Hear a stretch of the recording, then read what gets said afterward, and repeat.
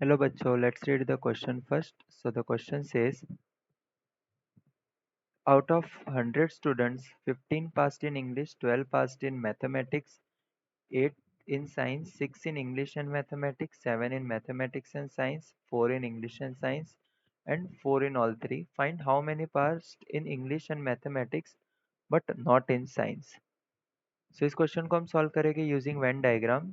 सो यहाँ पे हम की कॉन्सेप्ट समझते हैं, that is Venn diagram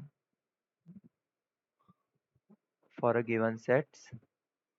so Venn diagrams क्या होता है, जैसे बेसिकली हमारे अगर सेट को पिक्टोरियल फॉर्म में रिप्रेजेंट करना है तो हम वेन डायग्राम का यूज़ करते हैं. सो वेन डायग्राम बेसिकली ऐसे रिप्रेजेंट किया जाता है.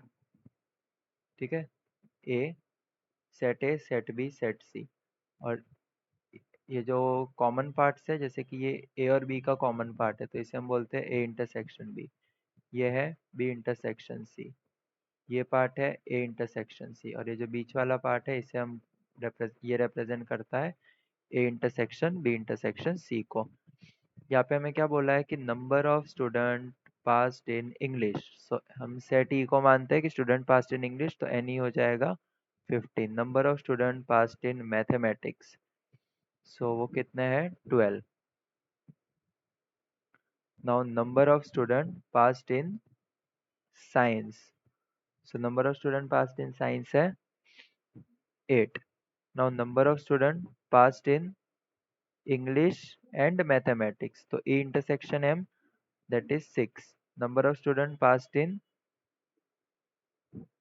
mathematics and science, so mathematics intersection science, so 7. And number of students passed in English and science, so ये कितना है 4. And number of students passed in all the subjects, that is also 4. हमें क्या find करना है कि number of students who passed in English and mathematics but not in science. ठीक है, सो इसको हम वेन डायग्राम की मदद से करते हैं. तो यहाँ पे लेट अस अज्यूम ये हमने वेन डायग्राम बनाया.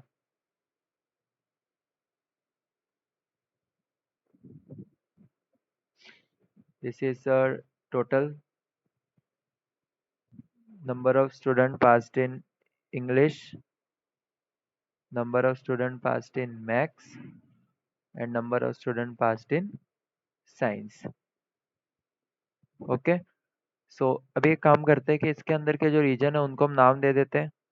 यह है A region, B region, C region, D region, E region, F region and G region. तो हमें बेसिकली फाइंड क्या करना है कि the student who passed in English and mathematics but not in science.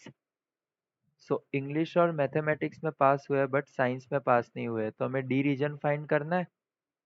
Okay, सो हमें फाइंड करना है D region. So from figure we can see that D plus F, D plus F क्या represent कर रहा है, ये पोर्शन रिप्रेजेंट कर रहा है E intersection M, that is n E intersection M. And F region क्या रिप्रेजेंट कर रहा है, E intersection M intersection S. So question में हमें क्या गिवन है, ई इंटरसेक्शन एम की वैल्यू है n E intersection M is 6 and n E intersection M intersection S is 4. तो इससे हम लिख सकते हैं डी इज इक्वल टू, या फिर हम लिख सकते हैं D plus F.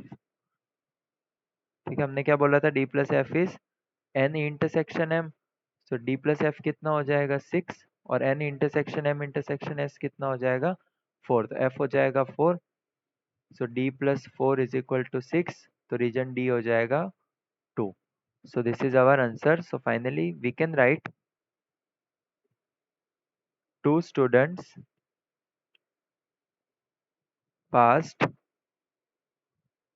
in English and mathematics but not in science. Hope you understood it well. Best of luck.